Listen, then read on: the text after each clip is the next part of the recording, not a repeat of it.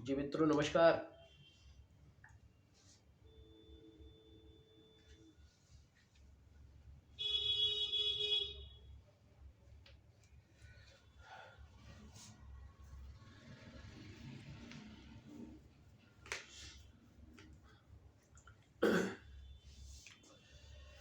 चलिए हम लोग आपके राज्य व्यवस्था के अंतर्गत मूल अधिकार का अध्ययन किया जा रहा था और मूल अधिकार में प्रारंभ के 3 फंडामेंटल राइट जो थे उसके विषय में हम लोगों ने अध्ययन कर लिया था। एक क्षमता का अधिकार, स्वतंत्रता का अधिकार और फिर उसके बाद आपके नेक्स्ट आपका जो बचता है वो शोषण के विरुद्ध अधिकार, इसकी चर्चा, और फिर धार्मिक स्वतंत्रता का अधिकार, अल्पसंख्यक वर्गों के हितों के संबंध में अधिकार, ठीक है, और संवैधानिक उपचारों का अधिकार। इन अधिकारों पे थोड़ा सा प्रकाश हम लोग आज मैं डालते हुए बताना चाहूँगा कि इसमें कौन सी मायने बातें हैं जिसको थोड़ा समझने की आवश्यकता है, ठीक है। शेष आपको करना क्या है, आर्टिकल्स को पढ़ लीजिए और पढ़ के उस आर्टिकल को आप कंठस्थ करने की कोशिश करिए, याद करने की कोशिश करिए, क्योंकि हमेशा क्वेश्चन जो है आर्टिकल से पूछा जाता है कि किस आर्टिकल में कौन सा उपबंध है, कौन सी विषय वस्तु उसमें रखी गई है। तो इस तरीके से आप इसको रट डालिएगा। अब हम नेक्स्ट चलते हैं शोषण के विरुद्ध अधिकार। शोषण के विरुद्ध अधिकार,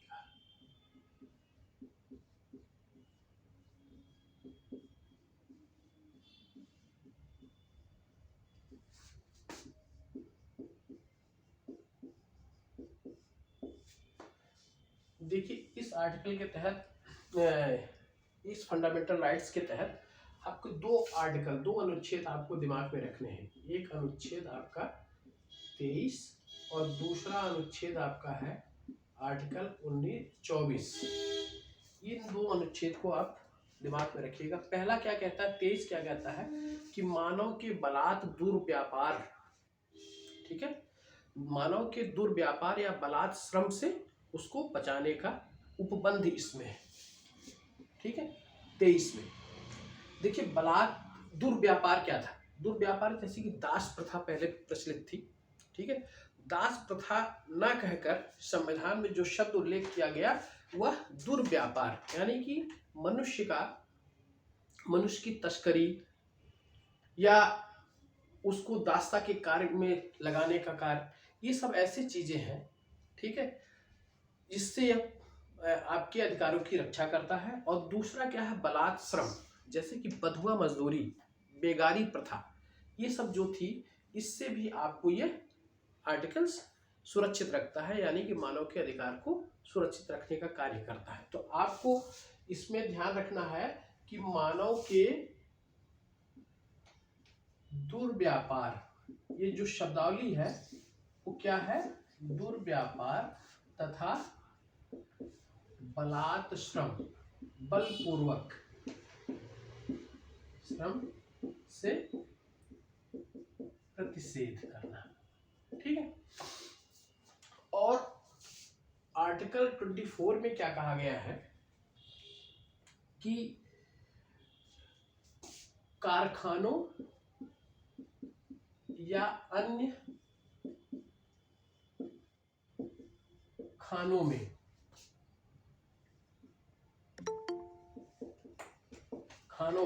ठीक है,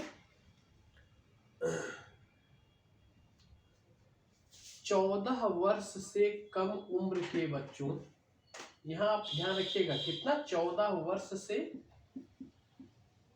कम उम्र के बच्चों से कार्य लेने पर प्रतिबंध। ये आपके 2 आर्टिकल्स ऐसे हैं कि जो आपके शोषण के विरुद्ध अधिकार के अंतर्गत आते हैं, ठीक है। इसके बाद आपका जो फंडामेंटल राइट्स आपका है वो धार्मिक स्वतंत्रता का अधिकार है। कहा जाता है कि धार्मिक स्वतंत्रता का मतलब ये मत समझिएगा कि भारत में कोई धर्म नहीं है, ठीक है। यानी कि इसमें क्या कहते हैं कि कहता है कि भारत एक धर्मनिरपेक्ष राज्य है। ये हमारे आर्टिकल में लिखा हुआ, हमारे संविधान की प्रस्तावना उसमें लिखा हुआ है कि भारत एक धर्मनिरपेक्ष राज्य है। वो किसमें है? उद्देशिका में लिखा गया है, उसकी प्रस्तावना में लिखा गया है। तो इसका मतलब ये नहीं कि भारत में कोई धर्म नहीं है, या भारत के लोग धर्म को मानने वाले नहीं हैं, या भारत के लोग धर्म के प्रति निष्क्रिय हैं, ऐसा कुछ नहीं है। इसका आशय ये हुआ है, धर्मनिरपेक्ष का आशय ये है कि भारत सरकार या राज्य सरकार, ठीक है, किसी धर्म को, ठीक है, वो राज धर्म के रूप में मान्यता प्रदान नहीं करती। इसका आशय ये हुआ, राज धर्म के रूप में किसी धर्म को मान्यता प्रदान नहीं करें, वरन यहाँ पर रहने वाले समस्त व्यक्तियों को धार्मिक स्वतंत्रता का अधिकार उपलब्ध कराती है, ठीक है। तो इसका मतलब ये हुआ धर्मनिरपेक्ष का मतलब, ठीक है। तो आपके इसके अंतर्गत आपके 4 आर्टिकल, 4 उपबंध आते हैं धार्मिक स्वतंत्रता का अधिकार में। एक आपका धार्मिक स्वतंत्रता का अधिकार, ठीक, ये आपका 25 से लेकर 28 तक, 25 से लेकर 28 तक। पहला क्या है इसमें? 25 के अंतर्गत क्या कहा गया है, ठीक, कि भारत के सभी व्यक्तियों को अंतःधर्म के अंतःकरण की स्वतंत्रता उनको प्राप्त है। अंतःकरण से धर्म को मानने की स्वतंत्रता प्राप्त है, और धर्म के प्रचार प्रसार की भी स्वतंत्रता उसको प्राप्त दिया गया है। किसके तहत? आर्टिकल 25 के तहत, अनुच्छेद 25। धर्म को अबाध रूप से,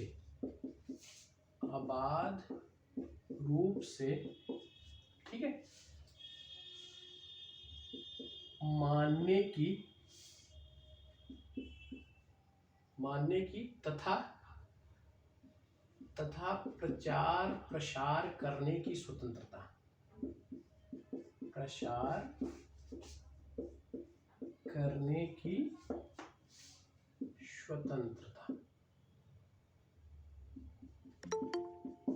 ठीक। ये आपके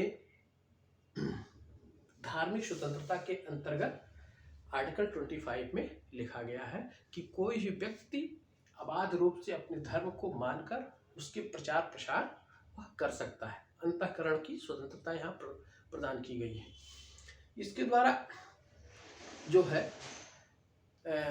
भारत में प्रचलित सभी धर्म और उसको मानने वाले सभी संप्रदाय और व्यक्तियों को अपने धर्म के मानने और उपासना करने की स्वतंत्रता यहाँ पर आर्टिकल के तहत उपलब्ध कराई गई है। नेक्स्ट जो इसका कहता है, 25 के बाद 26 कहता है। 26 में कहता है कि अनुच्छेद 26 कहता है कि धार्मिक कार्यों के प्रबंध की स्वतंत्रता, धार्मिक कार्यों के प्रबंध की स्वतंत्रता, ठीक है। यहां थोड़ा सा ध्यान रखिएगा कि धार्मिक कार्यों के प्रबंध की स्वतंत्रता यह किसी व्यक्ति को नहीं है, ठीक है। यह वरन यह एक मतलब धर्म को मानने वाले जो व्यक्ति हैं, धार्मिक व्यक्ति हैं, उनके द्वारा गठित संस्था को है। ध्यान रखिएगा, धार्मिक कार्यों के प्रबंध की स्वतंत्रता क्या है? यह व्यक्ति को नहीं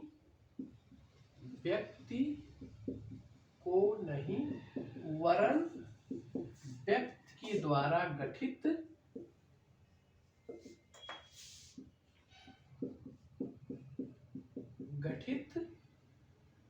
संस्था को है,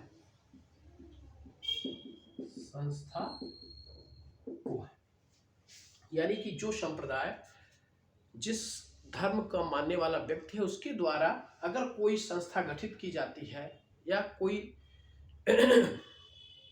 कोई ऐसा वो बनाया जाता है कि जिसके द्वारा वो प्रबंध किया जा सके, तो उनको यह स्वतंत्रता प्राप्त है। ठीक है।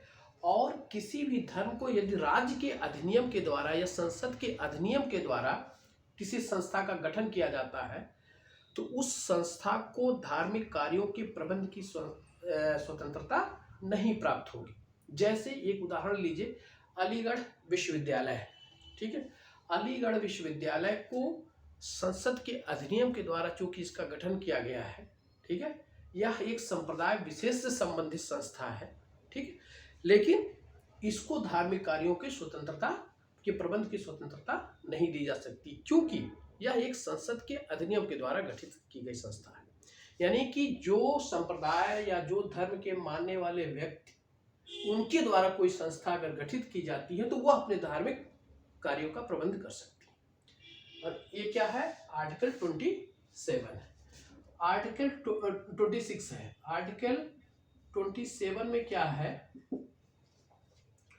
कि धर्म के अभिवृद्धि के लिए, ठीक है, या धर्म के व्यय के कार्यों के व्यय के लिए करों से मुक्ति, धार्मिक कार्यों के व्यय हेतु करों से मुक्ति, ये किसके अंतर्गत है? 27। यानी कि अगर हम किसी धार्मिक कार्य के लिए, उसके प्रबंध के लिए अगर हम कोई धनराशि व्यय करते हैं, तो उस धनराशि को हमारे ऊपर सरकार के द्वारा उस पर कर नहीं लगाया जा सकता। ठीक है। करों से मुक्ति वहां पे। और नेक्स्ट इसके बाद क्या है? आर्टिकल 28 क्या कहता है कि कुछ शिक्षण संस्थाओं में धार्मिक शिक्षा या उपासना पर संलग्न होने या उस पर शामिल होने पर कि व्यक्ति को स्वतंत्रता प्राप्त है। यानी कि शिक्षण संस्थाओं में धार्मिक कार्य या उपासना पद्धति पर, ठीक है। अच्छा, होता क्या है, जैसे कि कुछ शिक्षण संस्थाएं ऐसी हैं कि जिनको राज्य के द्वारा अनुदान दिया जाता है, राज्य के द्वारा उनको अनुदान प्राप्त है या उनको मान्यता प्राप्त है, ठीक है, तो वो अपने धार्मिक कार्यों को वहां कर सकती हैं। लेकिन पूर्णतः राज्य के द्वारा निर्मित शिक्षण संस्थाएं यह कार्य नहीं संपन्न कर सकती। तो ऐसी स्थिति में जिनको मान्यता प्राप्त है धार्मिक शिक्षण संस्थानों को, और वो कोई कार्य ऐसा कर रही हैं, तो उस पर कुछ लोगों को अगर आपत्ति है तो वहां वह उपस्थित ना हो, इसकी स्वतंत्रता उनको प्राप्त है। ठीक है। यानी कि जैसे उपासना स्थल पर यह कहा जाता है कि हमारे मुसलमान जो मुस्लिम समुदाय के लोग हैं, वो कहते हैं कि हम वंदे मातरम नहीं गाएंगे, ठीक है, हम ओम का उच्चारण नहीं करेंगे, ठीक है। तो ऐसे कार्यों के लिए उनको स्वतंत्र कर दिया जाता है कि वह शामिल हो या ना हो, उनके ऊपर कोई बाध्यता आरोपित नहीं कर सकता। ये आपका क्या है? आर्टिकल 28 है। ठीक। उसके बाद हम आते हैं कि अल्पसंख्यक हितों के लिए जो संविधान में मौलिक जी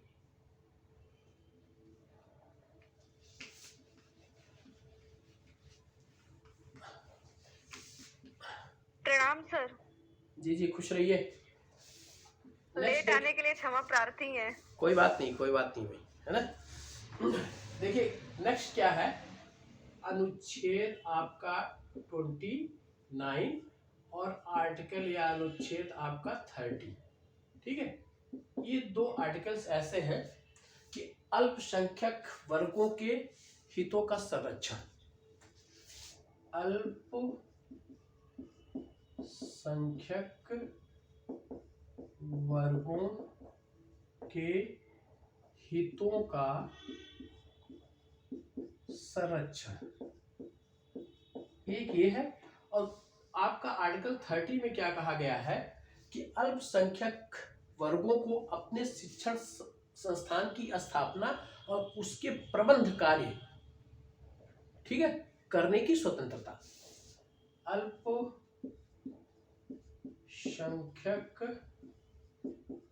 वर्गों को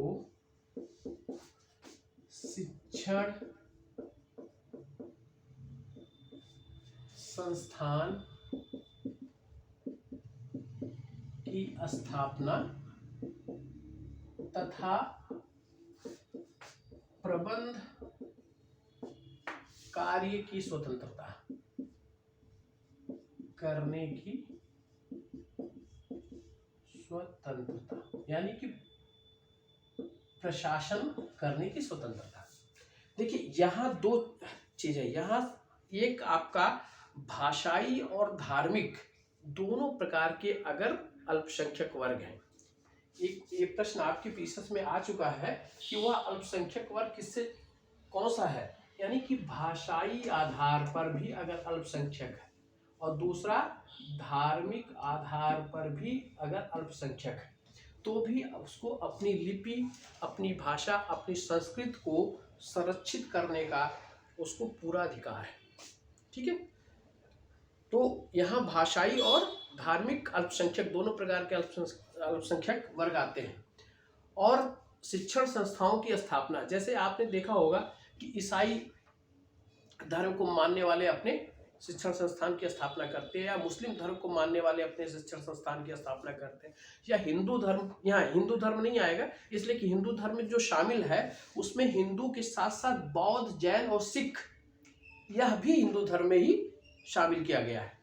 ठीक है, इसलिए उसको अल्पसंख्यक नहीं माना जाएगा। आप कभी अगर एक क्वेश्चन आ जाए कि हिंदू धर्म में कौन कौन से शामिल है, तो हिंदू धर्म में आपके बौद्ध भी शामिल है, सिख भी शामिल और आपके जैन भी शामिल है। ठीक है, इसलिए इनको जैन को अल्पसंख्यक वर्ग नहीं माना जाएगा, सिखों को अल्पसंख्यक वर्ग नहीं माना जाएगा और बौद्धों को भी अल्पसंख्यक वर्ग में शामिल नहीं किया जाएगा। ठीक है, तो इन लोगों को अपने शिक्षण संस्थान की स्थापना और उसके प्रबंध कार्य करने की स्वतंत्रता इन्हें प्राप्त है। इस प्रकार हम देखते हैं कि 14 से लेकर 30 तक ये फंडामेंटल राइट जो आपको मिले हैं वो मानव के विकास के लिए, ठीक है, ये बहुत ही आवश्यक तत्व है और इसी वजह से इसको यहाँ पर शामिल किया गया है। ठीक, अब देखिए अगर फंडामेंटल राइट्स का उल्लंघन होता है, मूल अधिकार का उल्लंघन होता है, तो उसके लिए क्या व्यवस्था हमारे संविधान में की गई है। ठीक है, उसके लिए जो आपकी व्यवस्था की गई है वो आर्टिकल 32 के द्वारा की गई है। उसको कहा गया है संवैधानिक उपचारों का अधिकार।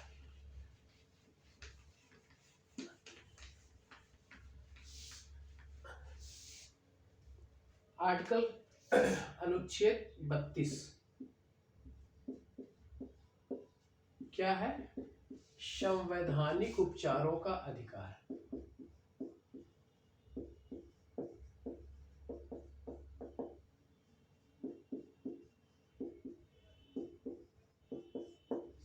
ठीक है, यदि मानव के मानवाधिकार या उसके जो मूल अधिकार है उसका उल्लंघन होता है तो उसको न्यायालय के द्वारा आपको इसका उपचार प्राप्त हो सकता है और न्यायालय के द्वारा, सर्वोच्च न्यायालय के द्वारा या उच्चतम न्यायालय के द्वारा वहां पर जो है अनुच्छेद 32 उच्चतम न्यायालय में आप जा सकते हैं। आप कहाँ जा सकते हैं? सुप्रीम कोर्ट जा सकते हैं। और अनुच्छेद जो है 226 आप कहाँ जा सकते हैं? हाई कोर्ट जा सकते हैं, उच्च न्यायालय जा सकते हैं। यानी कि फंडामेंटल राइट्स के उल्लंघन पर आपको 2 न्यायालय जाने की छूट है, एक हाई कोर्ट, एक सुप्रीम कोर्ट। हाई कोर्ट किस आर्टिकल के द्वारा? 226 के द्वारा और सुप्रीम कोर्ट 232 के द्वारा। ठीक है, यहाँ अच्छा एक चीज और भी है, आप ऐसा जरूरी नहीं है कि आप पहले हाई कोर्ट जाए फिर सुप्रीम कोर्ट जाए। आप किसी भी कोर्ट में पहले जा सकते हैं, आप डायरेक्ट सुप्रीम कोर्ट जा सकते हैं। ठीक है, जरूरी नहीं कि आपको हाई कोर्ट से फिर सुप्रीम, जैसे आमतौर पे होता क्या है, किसी बात को पहले हम वहां ले आने की कोशिश करते हैं, लोअर कोर्ट में, फिर हाई कोर्ट में, फिर वहां, लेकिन यहाँ डायरेक्ट आप अपने मूल अधिकार के उल्लंघन के लिए सुप्रीम कोर्ट जा सकते हैं, उसका दरवाजा खटखटा सकते हैं। ठीक है। और एक चीज यहाँ और ध्यान रखिएगा कि हाई कोर्ट की शक्ति इस मामले में सुप्रीम कोर्ट से अधिक है। ये बहुत ही महत्वपूर्ण बिंदु है। इस मामले में फंडामेंटल राइट्स के साथ साथ अन्य प्रयोजनों में भी आपके अगर उल्लंघन हो रहा है, ठीक है, तो आप हाई कोर्ट जा सकते हैं, लेकिन सुप्रीम कोर्ट नहीं जा सकते। ये थोड़ा गौर से सुनिएगा इस चीज को। अनुच्छेद 32 के तहत हमको जो लाभ प्राप्त करना है वो सुप्रीम कोर्ट से भी होगा और अनुच्छेद 26 के तहत हमको हाई कोर्ट से होगा। अगर दोनों के अधिकार की बात करते हैं तो इस मामले में खास तौर पर इसी में, जबकि सुप्रीम कोर्ट बड़ा है उसको और अधिकार होना चाहिए, लेकिन इस मामले में सुप्रीम कोर्ट को हाई कोर्ट से कम अधिकार है। क्यों? क्योंकि यह सिर्फ मूल अधिकारों के उल्लंघन की बात ही सुप्रीम कोर्ट सुनता है। हाई कोर्ट मूल अधिकारों के उल्लंघन के साथ साथ अन्य प्रयोजनों में भी, ठीक है, आपके केस को सुनेगा, आपके वाद को सुनने के लिए वह बाध्य है। तो ये एक बात यहां ध्यान रखिएगा। ये प्रश्न आईएएस में पूछा गया है कि इस मामले में हाई कोर्ट की अधिकारिता क्या सुप्रीम कोर्ट से अधिक है, तो आप यस बोलिएगा, हाँ उसकी अधिकारिता सुप्रीम कोर्ट से अधिक है। अब जब हम यहाँ पे जाएंगे तो हमको क्या प्राप्त होगा? प्राप्त मुझे क्या होगा कि हमको 5 प्रकार की रिट दायर करने की यह आर्टिकल 32 और आर्टिकल 26 अनुमति देता है। ये एक रिट आपकी है बंदी प्रत्यक्षीकरण,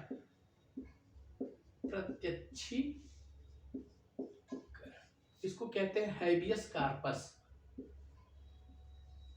हैबियस कार्पस, ठीक है, बंदी प्रत्यक्षीकरण। दूसरी रिट आप दायर करेंगे परमादेश, परमादेश, इसको कहते हैं मैंडेमस, मैंडेमस। तीसरी रिट यहां पर दायर होती है मूल अधिकार से संबंधित प्रतिषेध, प्रतिषेध, प्रोहिबिशन, प्रोविजन।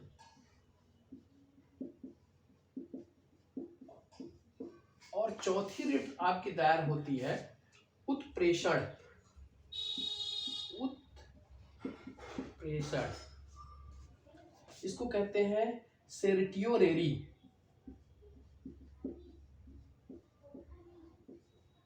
और लास्ट की जो है वो रिट है अधिकार परीक्षा, अधिकार परीक्षा, इसको कहते हैं क्यूओ वारंटो, QUO वारंटो, WARRANT।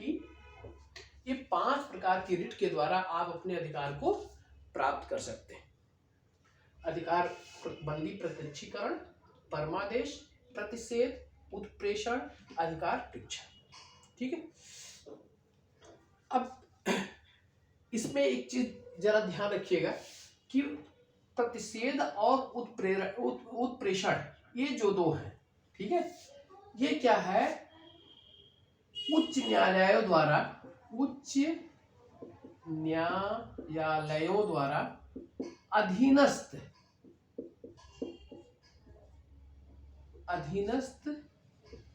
न्यायालयों को जारी, ठीक, किया जाता है। प्रतिषेध और उत्प्रेषण, प्रोविजन और सेरिटियोरेरी, ठीक है, ये दोनों आपके उच्च न्यायालय का मतलब ये हाई कोर्ट मत समझिएगा, यानी कि जो आपसे अपर न्यायालय, जैसे लोअर कोर्ट का कोई मसला है तो उसको हाई कोर्ट जारी कर सकता है, ठीक है, या हाई कोर्ट में है तो सुप्रीम कोर्ट उसको जारी कर सकता है। कौन कौन से? प्रतिषेध और उत्प्रेषण, ठीक है, दोनों में षटकोण सा है, ठीक है, इसलिए आप इसको, जो अपर न्यायालय है वो लोअर न्यायालय को ये रिट जारी करते हैं, ठीक है। तो ये किसको देखिएगा। अब बंदी प्रत्यक्षीकरण क्या है? बंदी प्रत्यक्षीकरण यह राज्य को, किसी संस्था को, किसी व्यक्ति को या किसी को भी, जो किसी व्यक्ति को अवैध तरीके से उसको लग रहा हो कि अवैध तरीके से उसको बंदी बनाया गया है, तो वह बंदी प्रत्यक्षीकरण रिट न्यायालय के द्वारा जारी होता है और उसमें आदेश देता है कि इस व्यक्ति को न्यायालय में अभी उपस्थित कराया जाए, समय देता है। ठीक है। और इसलिए वह संस्था या राज्य व व्यक्ति का, मान लीजिए कोई व्यक्ति किसी संस्था के द्वारा बंदी है, किसी प्राधिकारी के द्वारा बंदी बनाया गया है या किसी व्यक्ति के द्वारा भी बंदी बनाया गया है।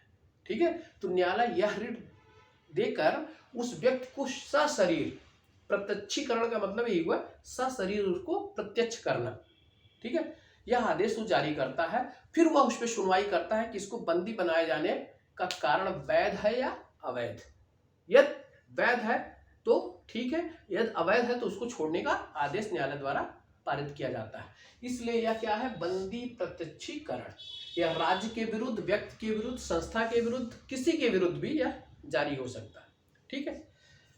नेक्स्ट देखिएगा परमादेश, मैंडेमस।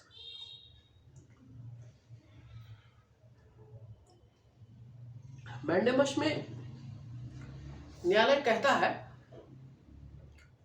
अधिकारी को, जो प्राधिकारी अपने कर्तव्य को उचित तरीके से निर्वहन नहीं कर रहा हो, ठीक है, उसको उसके कर्तव्य की याद दिलाने के लिए यह परमादेश जारी किया जाता है। ठीक है। वह अपने कर्तव्य को उचित तरीके से नहीं कर रहा हो तो उसको उसकी याद दिलाने के लिए यह परमादेश दिया जाता है। ठीक है। प्रतिषेध और उत्प्रेषण क्या है?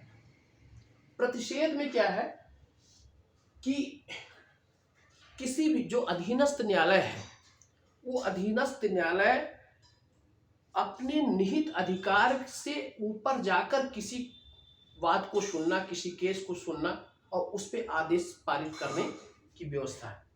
अगर उसके द्वारा की जाती है तो उसको अपर न्यायालय, उससे ऊपर का न्यायालय उस पर रोक लगा सकता है। ठीक है, कि आपको इस वाद को सुनने का, इस केस को सुनने का कोई अधिकार नहीं है, इसलिए आप इस केस को ना सुने। ठीक है। ये प्रतिषेध है, उनको प्रतिषेध किया जाता है कि आपके अंदर ये अधिकार नहीं है। उत्प्रेषण भी क्या है? यह भी अधीनस्थ न्यायालय को ही जारी किया जाता है। प्रतिषेध, उत्प्रेषण हमेशा अपर न्यायालय द्वारा लोअर न्यायालय को जारी किया जाता है। उत्प्रेषण में क्या कहता है कि उसको जब ये लगता है कि यह नैसर्गिक न्याय के विरुद्ध कोई आदेश आने वाला है या आ गया है, ठीक है, तो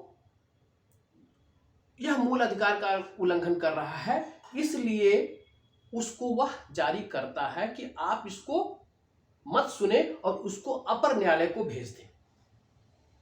अगर उसको ये लगता है, हाई कोर्ट को या सुप्रीम कोर्ट को ये लगता है कि इस केस की सुनवाई के दौरान नैसर्गिक न्याय का उल्लंघन हो रहा है, उसके मानवाधिकार का उल्लंघन होने की स्थिति है, तो वह उसको बंद कर देता है। यानी कि सुनने का अधिकार उस न्यायालय को है, लेकिन मना कर देता और कहता है कि आप इस केस को आप हायर जुडिशरी में भेज दें।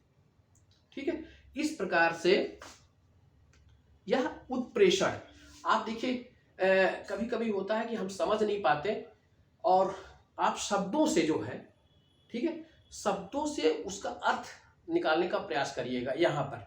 ठीक है। जैसे उत्प्रेषण, ऊपर की तरफ, प्रेषण, प्रेषित कर देना।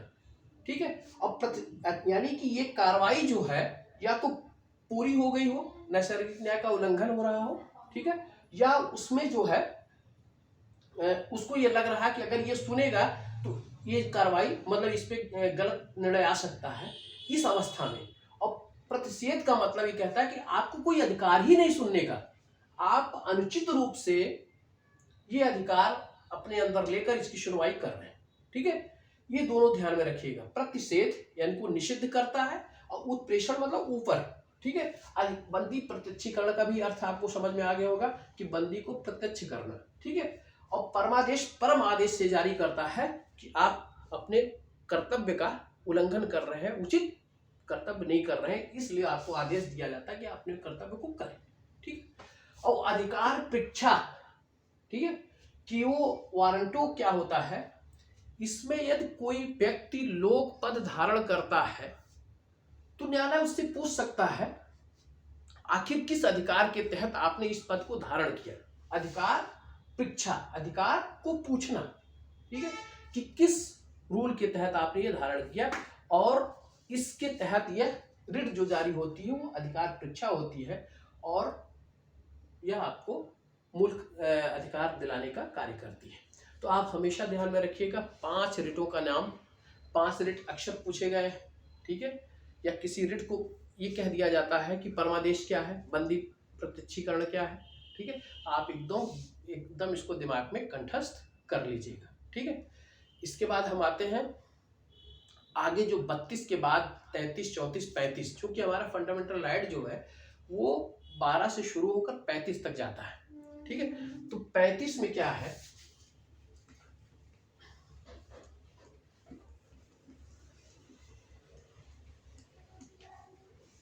तैतीस या 34, 35 में तो मुख्यतः एक ही बात है कि भाई मूल अधिकार तो सबको प्राप्त है, लेकिन कुछ संस्थाओं को, कुछ व्यक्तियों को, जो लोग ऐसे कार्य में प्रवृत्त है कि जहां से हमारी पूरी सिस्टम जो चलाया जाता है, ठीक है, अगर उसमें कोई व्यक्ति या कोई संगठन कार्य कर रहा है तो उन संगठन या व्यक्ति की मूल अधिकार की कमी की जा सकती है, ठीक है। यानी कि जैसे आपको सेना, ठीक है, सैनिक बल जो आपके लोक व्यवस्था में लगे हुए हैं, ठीक है, उनको भी अपने मूल अधिकार में राज्य जो है उसमें कमी कर सकता है। इसके लिए नियम बनाने की शक्ति किसको दी गई है, संसद को दी गई, ठीक है। तो मुख्यतः यही है कि जब सेना, जो पुलिस बल है, या हमारे ऐसे संगठन है जैसे कि जो गुप्तचर हमारे विभाग है, आईबी है, सीबीआई है, रा है, ऐसे लोगों में कार्यरत व्यक्तियों को फंडामेंटल राइट्स में अगर संसद चाहे तो उसमें वो कमी कर सकता है। ये 33, 34, 35 का मूल है, ठीक है। सेना जहां कार्य कर रही है, जहां पे किस क्षेत्र में मार्शल लॉ लागू कर दिया गया है, तो वहां भी मूल अधिकार में कमी करने का कार्य संसद को दिया गया, अधिकार संसद को दिया गया है। तो ये आपको 33, 34, 35 के अंतर्गत है, ठीक है, इसको आप देख लीजिएगा। इसके बाद आपका आता है नीति निर्देशक तत्व, डायरेक्टिव प्रिंसिपल, वो आर्टिकल 36 से लेकर 51 तक, ठीक है। इसको शुरू करने से पहले मैं एक बात और यहाँ पर चर्चा करना चाहता हूँ कि मूल अधिकार में संशोधन किया जा सकता है कि नहीं किया जा सकता, ठीक, और आपातकालीन परिस्थितियों में क्या व्यवस्था मूल अधिकार की रहती है, ठीक है। तो आप इसको ध्यान में रखिएगा कि जब कभी आपात स्थिति आती है, आपातकाल में तो फंडामेंटल राइट्स के आर्टिकल जो है अनुच्छेद 20 और अनुच्छेद 21, ठीक, ये दोनों अनुच्छेद कभी निलंबित नहीं होते, कभी निलंबित नहीं होते, इसका निलंबन कभी नहीं होता। आपातकाल के लागू होने पर अनुच्छेद 19 आर्टिकल 19 स्वतः निलंबित हो जाता है, स्वतः निलंबित, ठीक। और शेष अनुच्छेद राष्ट्रपति के आदेश पर निलंबित, राष्ट्रपति के आदेश पर, इस फैक्ट को आप देख लीजिएगा, ठीक है। आर्टिकल 20, 21 कभी निलंबित नहीं होता, आर्टिकल 19 स्वतः निलंबित हो जाता है, और शेष आर्टिकल जो है राष्ट्रपति के आदेश पर निलंबित होता है, ठीक है। ये बात हो गई। अब हम आते हैं कुछ वाद पर, कुछ केस पर जो बहुत ही महत्वपूर्ण है, और उस केस के बाद जो उसमें संविधान में संशोधन किया गया, वो भी बहुत महत्वपूर्ण फैक्ट है, इसको भी जानना आवश्यक है। देखिए कहा गया है 13(2), ठीक है, आर्टिकल 13(2) में कहा गया है कि राज्य कोई ऐसी विधि नहीं बनाएगा जिसमें मूल अधिकार को न्यून किया जा सके या उसे छीना जा सके, ठीक है। एक ये आर्टिकल है, कौन सा आर्टिकल 13(2), ठीक। और एक आर्टिकल ये है अनुच्छेद 368, ठीक है, संविधान संशोधन, संविधान संशोधन। ये दो आर्टिकल को ध्यान में रखिए। ये कहता है कि कोई भी ऐसा संवैधानिक विधि नहीं की जा सकती या कोई भी ऐसा संशोधन नहीं किया जा सकता राज्य के द्वारा कि जो आपके मूल अधिकार को छीनती है या उसको न्यून करती है, उसको कम करती है, अल्पीकरण नहीं किया जा सकता। ये कहता है, क्या है 13(2). अनुच्छेद 38 कहता है 368 कहता है कि संविधान में संशोधन की शक्ति किसको प्राप्त है, वो संसद को प्राप्त है, ठीक है।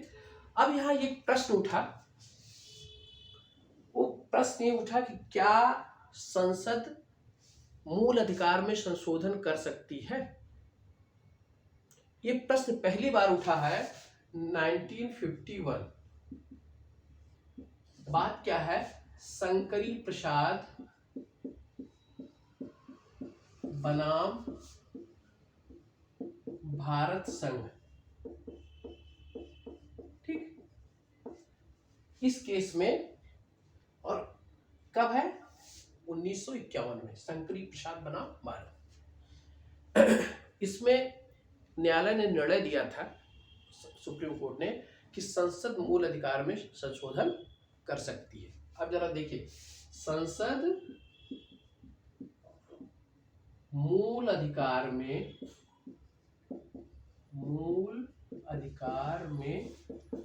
संशोधन कर सकती है, संशोधन कर सकती, ठीक है। उसके बाद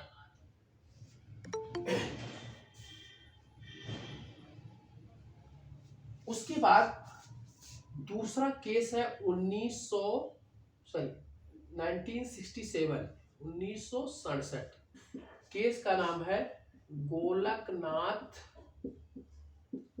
बनाम पंजाब राज्य, कब है, एक 1951। क्या कहता है कि संसद मूल अधिकार में संशोधन कर सकती है। और 1967 में उच्चतम न्यायालय ने निर्णय दिया कि इसके 6:5, 6:5, यानी कि 6 जज एक साइड में और 5 एक तरफ थे। इनने निर्णय दिया कि संसद को मूल अधिकार में संशोधन की शक्ति नहीं है। क्या कहा इन्होंने, पलट दिया अपने बात, अपने उसको निर्णय को, कि संसद को मूल अधिकार में संशोधन की शक्ति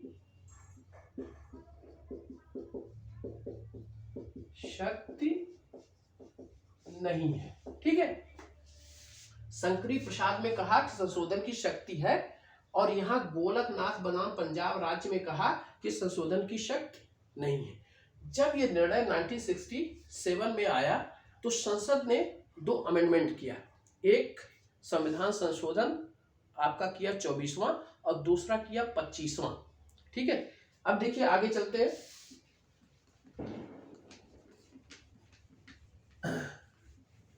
इस निर्णय के खिलाफ संसद ने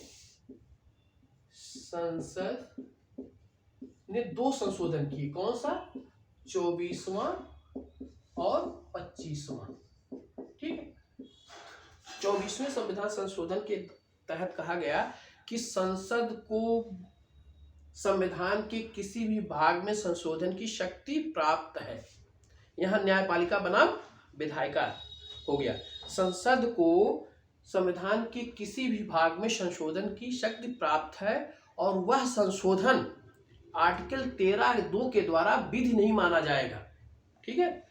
और उसने कहा कि 24वां संविधान संशोधन करके उसने कहा कि राष्ट्रपति को उस संशोधन पर अपना हस्ताक्षर करने के लिए बाध्य कर दिया, कि राष्ट्रपति उस पर हस्ताक्षर करने के लिए बाध्य है। ये किस संशोधन के द्वारा किया? 24वां। इसको आप समझते जाइएगा तब आपका व्यू क्लियर हो जाएगा। पहले शंकरी प्रसाद बनाम भारत संघ में देखिएगा संशोधन की शक्ति है। गोलकनाथ बनाम पंजाब राज्य में कहा कि संशोधन की शक्ति नहीं है।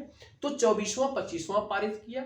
24वां में क्या कहा इसने कि संसद को संविधान के किसी भी भाग में संशोधन की शक्ति प्राप्त है और राष्ट्रपति उस संशोधन को, उस निर्णय को मानने के लिए बाध्य है। ठीक है। और 25वें में उसने क्या कहा कि यदि डायरेक्टिव प्रिंसिपल 39 को लागू करने के लिए संसद किसी मूल अधिकार में संशोधन करती है तो वह आर्टिकल 14, आर्टिकल 19 का उल्लंघन, आर्टिकल 14, 15 और 19 का उल्लंघन नहीं माना जाएगा। ठीक है। ये 24वें और 25वें के द्वारा उसने बाध्य कर दिया न्यायालय के निर्णय को पलटने पर। ठीक है। और जब ये आया निर्णय तो इस निर्णय को, इस वाद को पुनः जो है चैलेंज दिया गया, इस संशोधन को।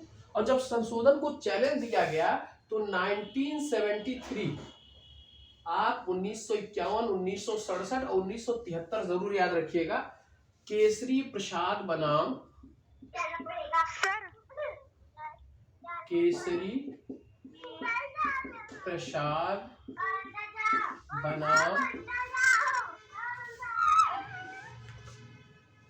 किसी की आवाज आ रही भाई वो उसको म्यूट कर ले।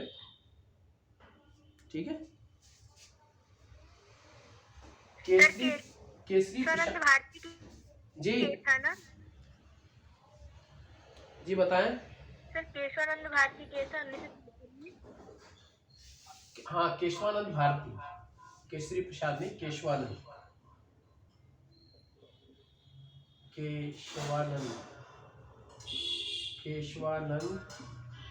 भारती बनाम केरल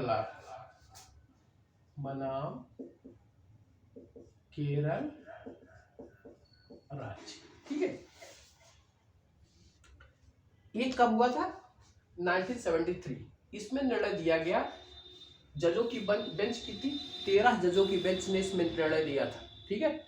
और 13 जजों ने 7:6 यानी 7 एक तरफ थे और 6 एक तरफ, उन्होंने निर्णय दिया कि यद्यपि संसद को संविधान के किसी भी भाग में संशोधन की शक्ति है, लेकिन संसद ऐसी कोई भी संशोधन नहीं कर सकता कि जो संविधान के मूल ढांचे को परिवर्तित करता। अब यह मूल ढांचा, ठीक है, आधारभूत ढांचा पहली बार जिक्र हुआ। ये कई बार क्वेश्चन पूछा गया है कि किस केस में मूल ढांचे का जिक्र किया। तो आप लोग महोदया महोदय दोनों लोग ध्यान में रखिएगा कि इस चीज को जरूर याद रखिएगा कि केशवानंद भारती बनाम केरल राज्य में पहली बार आधारभूत ढांचा का जिक्र किया गया। ठीक है। इसने कहा कि यद्यपि संविधान के किसी भी भाग में संशोधन की शक्ति संसद को है, लेकिन संसद ऐसा कोई संशोधन नहीं करेगी जिससे आधारभूत ढांचा या मूल ढांचा में परिवर्तन हो। मूल ढांचा में परिवर्तन। ठीक है। यह जिक्र आया तो ये हुआ कि मूल ढांचा क्या है। ठीक है। तो केंद्र ने, उसने क्या नाम है कि कोर्ट ने कहा कि मूल ढांचा क्या है? संविधान की सर्वोच्चता। मूल ढांचा में क्या है? संविधान की सर्वोच्चता। ठीक है। दूसरा, संविधान का संघीय रूप। संविधान का संघीय रूप। संघीय रूप मतलब जो कार्यपालिका जो केंद्र और राज्य के बीच बंटवारा हुआ है, एक तरफ केंद्र एक तरफ राज्य, उसकी विषय वस्तु। ठीक है। संविधान का सर्वोच्चता, संविधान की संघीय रूप। और तीसरा इसने कहा कि प्रजातांत्रिक तथा गणतंत्र, ठीक, का ढांचा। ठीक, इसके बाद चौथा इसने कहा कि उसमें कार्यपालिका, न्यायपालिका और विधायिका के कार्यों का बंटवारा। कार्यपालिका, न्यायपालिका तथा विधायिका का स्वरूप, विधायिका का स्वरूप। इस तरह के उसने कहा कि इन चीजों में आप कोई संशोधन आप इसको नहीं कर सकते कि यह मूल ढांचा आपका परिवर्तित हो जाए। तो केशवानंद भारती बनाम केरल राज्य में पहली बार आधारभूत ढांचा या मूल ढांचे का जिक्र किया गया। और जब ये निर्णय आया तो इस निर्णय को तत्कालीन गवर्नमेंट ने क्या किया, 42वें संविधान संशोधन के द्वारा पलट दिया। ठीक है, अब जरा देखिए इस निर्णय के विरुद्ध संविधान संशोधन कौन सा हुआ आपका, 42वां।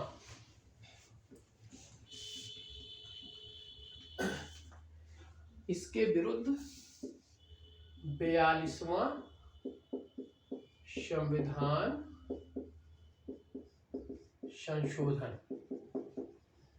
और इस संविधान संशोधन में वही बात दोहराने की फिर कोशिश हुई जो आपकी 24वें 25वें में थी। उसने कहा कि संविधान में संशोधन की जो शक्ति है उसको चैलेंज नहीं दिया जा सकता है, न्यायालय में उसको चैलेंज नहीं दिया जा, यानी कि संविधान संशोधन की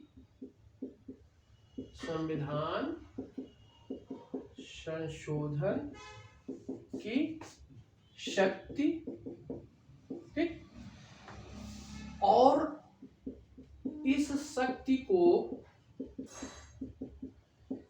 न्यायालय में चैलेंज नहीं दिया जा सकता, नहीं दिया जा सकता। फिर इसके विरुद्ध फिर केस हुआ और वो केस हुआ 1978 में। 1978 में आपका जो केस होता है वो मिनर्वा मिल्स बनाम भारत संघ, ठीक। और इस केस में 42वें संविधान संशोधन की इस शक्ति को उसने निरस्त कर दिया और कहा, 5 जजों की बेंच ने एक तरफा निर्णय दिया था। उसने कहा कि नहीं, आप गलत हैं, संविधान संशोधन की यद्यप शक्ति है लेकिन ऐसा नहीं, उसको चैलेंज नहीं दिया जा सकता और आप मूल ढांचे में कोई परिवर्तन नहीं कर सकते। ठीक है, तो इस बात को जो केशवानंद भारती बनाम इसमें कहा गया था आपके केरल बनाम राज्य में मूल ढांचों का, इसको पुष्ट किसने किया, मिनर्वा मिल्स बनाम आपके भारत संघ के बाद में। और इस बात को भी इंदिरा गांधी बनाम राजनारायण के बाद में 1975 में भी केस में इस बात को कहा गया, किस बात को, कि मूल ढांचे में परिवर्तन नहीं किया जा सकता। ठीक है, तो ये केस बहुत महत्वपूर्ण है। 1951, 1967, 1973 और 1978 ये चारों केस ध्यान में रखिएगा। ठीक है, शंकरी प्रसाद बनाम भारत संघ का, 1967 में गोलकनाथ बनाम पंजाब राज्य का मामला, 1973 में केशवानंद भारती बनाम केरल राज्य का मामला और 1978 में मिनर्वा मिल्स बनाम भारत संघ का मामला। और इसके तहत जो संविधान संशोधन हुए वो 24वां, 25वां और 42वां इसके अगेंस्ट। ठीक है, तो इस बात को जरूर दिमाग में रखिएगा। ठीक है, तो अब हम थोड़ा सा जिक्र जो है आधारभूत ढांचों का, जब भी होगा निर्णय तो आप मतलब क्वेश्चन आएगा तो आप क्या लगाएंगे आंसर इसका, केशवानंद भारती बनाम केरल राज्य, उसमें आधारभूत ढांचे का जिक्र किया गया। अब हम आते हैं नीति निर्देशक तत्व। नीति निर्देशक, ये आर्टिकल 36 से लेकर 51 तक, अनुच्छेद 36 से लेकर अनुच्छेद 51 तक। देखिए, नीति निर्देशक तथा मूल अधिकार को थोड़ा सा आप कंपेयर करके समझ लीजिए कि क्या है। देखिए, तो पहली बात, नीति निर्देशक और मूल अधिकार में अंतर क्या है। अंतर क्या है उसको कंपेयर करिए कि क्या क्या दोनों चीजें। पहला, मूल अधिकार में क्या है कि मूल अधिकार न्यायालय के द्वारा प्रवर्तनीय है, यानी कि न्यायालय के द्वारा इसे लागू कराया जा सकता है, किया जा सकता है। ठीक है, तो पहला एक अंतर है, मूल अधिकार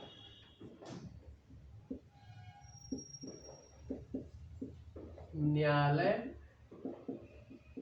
द्वारा प्रवर्तनीय। ठीक है, प्रवर्तनीय। ठीक। नीति निर्देशक क्या है? नीति निर्देशक प्रवर्तनीय नहीं है, यानी कि इसे न्यायालय के द्वारा लागू नहीं कराया जा सकता। ठीक है। मूल अधिकार के द्वारा प्रजातांत्रिक या कह सकते हैं कि राजनैतिक प्रजातंत्र की स्थापना होती है। राजनैतिक प्रजातंत्र की स्थापना मूल अधिकार के द्वारा। ठीक है। और आपके नीति निर्देशक तत्व के द्वारा सामाजिक आर्थिक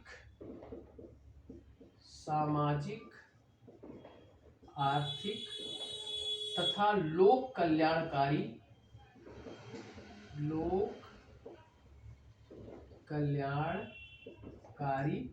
ठीक है प्रजातंत्र की स्थापना।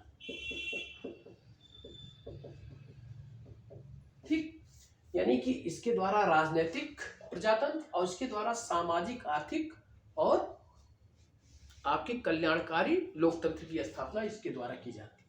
ठीक है। तीसरा क्या है कि मूल अधिकार नकारात्मक है, और नीति निर्देशक तत्व सकारात्मक है। सकारात्मक, नकारात्मक का अर्थ यहाँ पर यह है कि यह राज्य के अधिकार को कम करते हैं या व्यक्ति के अधिकार को कहीं कम करते हैं। व्यक्तियों के विरुद्ध अगर व्यक्ति को मूल अधिकार है तो वहां व्यक्ति के अधिकार को भी कमी करती है, यानी कि नकारात्मक है। और ये क्या है? सकारात्मक है। ठीक है। हमेशा किस तरीके से डेवलपमेंट होना चाहिए, कैसे भावी हमारा स्टेट हो, हमारा राष्ट्र कैसे हो, इसके विषय में हमेशा विकास की बात करता है, यानी कि सकारात्मक मूल अधिकार लिए हुए है। ठीक है। और यहाँ क्या है? नकारात्मक। ठीक है। ये न्यायालय के द्वारा प्रवर्तनीय नहीं है, ये प्रवर्तनीय है और ये न्यायालय के द्वारा प्रवर्तनीय, इसको लागू नहीं किया जा सकता। ठीक है। यह क्या है? राजनीतिक प्रजातंत्र की स्थापना करता है, यह सामाजिक, आर्थिक तथा लोक कल्याणकारी प्रजातंत्र की स्थापना करता है। और यह नकारात्मक है और यह सकारात्मक है। ठीक है। ये महत्वपूर्ण अंतर आपके किसके है?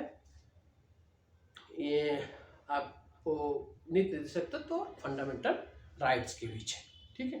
तो अब इस पे हम जो चर्चाएं करेंगे तो इसमें मुख्य अब पूछा तो कही जा सकता है, लेकिन आर्टिकल आप कोशिश करिएगा 39 से लेकर, ठीक है, 39, 40, 44, 45 और 45 के बाद ऊपर 51 तक इस आर्टिकल्स को आप याद कर लीजिएगा। ठीक है। ग्राम पंचायतों की स्थापना और वो क्या नाम है कि समान कार्य के लिए समान वेतन, ये सब चीज़ें आप दिमाग में रख लीजिएगा। तो आज इसकी चर्चा नहीं करेंगे क्योंकि लंबा ये भी है, एक लेक्चर ये भी ले लेगा नीति निर्देशक तत्व, तो इसके विषय में हम लोग नेक्स्ट लेक्चर में चर्चा करेंगे। अगर कल समय मिलेगा, संडे है, तो क्लास ले लेंगे, और नहीं जैसा भी होगा मैं आपको ग्रुप में सूचित करूँगा। ठीक है। तो आज का लेक्चर वैसे ही समाप्त होता है। आप लोग इसको रिपीट करिए, ध्यान में रखिए। ठीक है।